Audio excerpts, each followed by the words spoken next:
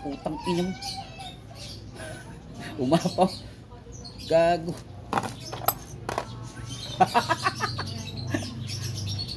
Putang ina, lalong nagkalat.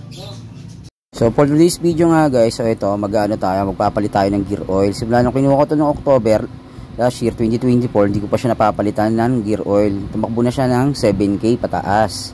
So ayan, binuksan ko na nga yung drain plug ng gear oil. Tapos yung pinatutulo-tulo ko pa.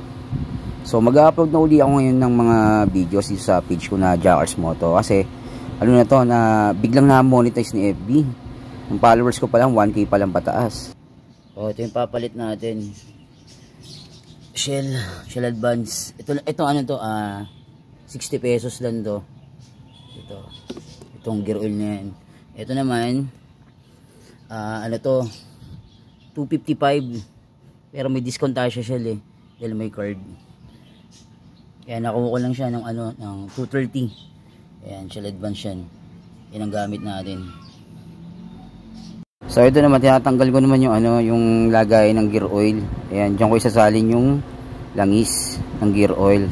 Tapos ay babalik ko yung drain plug ng gear oil para hindi matapon pag sinaling ko. Ayan na nga, pinit ko na. Ayan. Tapos ito na, yun yung gear oil na lalagay natin. Halagang 60 pesos lang yan sa may Shell Advance yan ha. Ayan, baka naman Shell. Ayan, tinakpan ko na uli. Tapos higpitan natin syempre, hindi pwedeng di mahigpit. Ayan, syempre dapat may tools tayo. Tapos dadako naman tayo dito sa sa change oil naman, yung langis naman mismo. Ayan, yung drain plug yan, tinatanggal ko na nga. Inikot-ikot. Ayan, sabay tumulo na yung langis. Pagkatulo, ayan nga, kala ko nga onti na lang yung pala, medyo marami pala. Tapos tinatayo-tayo ko. Ganyan din ba kayo mag-change oil din? Tinatayo-tayo nyo din. Ayan, tapos ililipat yung lagayan ng langis, yung sahuran. Ayan, titignan ko. Ayan, okay na nga. Tapos ibabalik na natin yung drain plug para isalin na natin yung langis na Shell Advance. Ayan, balik ko na nga. Tapos higpitan din natin yan. Syempre hindi naman pwedeng di mahigpit. Ayan.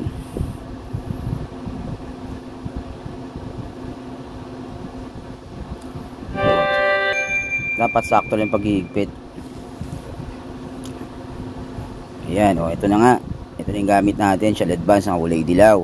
Worth lang to, 255 sa may Shell mismo. Pag may card ka, lang siya, 230. Kasi pag may card, may discount. Ayan, makukuha nyo yun sa may Shell. Punta lang kayo sa mga Shell station para makakuha kayo ng card. Ayan, sinaling ko na nga. Ayan, syempre, ginagamit natin sa hanap buhay ito sa trabaho, sa pagdi-deliver, tapos nag-aangkas pa, bago umuwi, saka bago pumasok. Kaya kailangan natin i-change oil yung motor. Kung anong nagbibigay sa atin ng kita, kailangan natin alagaan. Ayan. So ito na nga. Ito yung takip ng sa may langis. Okay.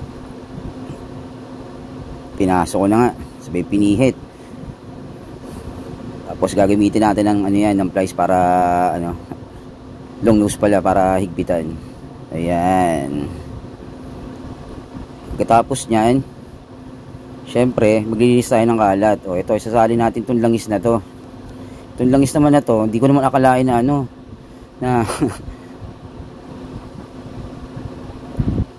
pinagsama ko kasing drain plug yung sa gear oil sa may langis mismo kaya umapaw yan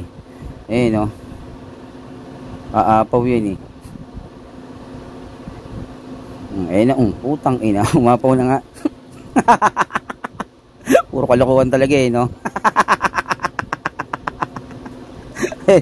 dagdag pitim pa imbis na matapos na kagad syempre pupunasan pa natin yan mamaya may kalat pa so ito na kasi yung Honda Click ko ayun pogi panis.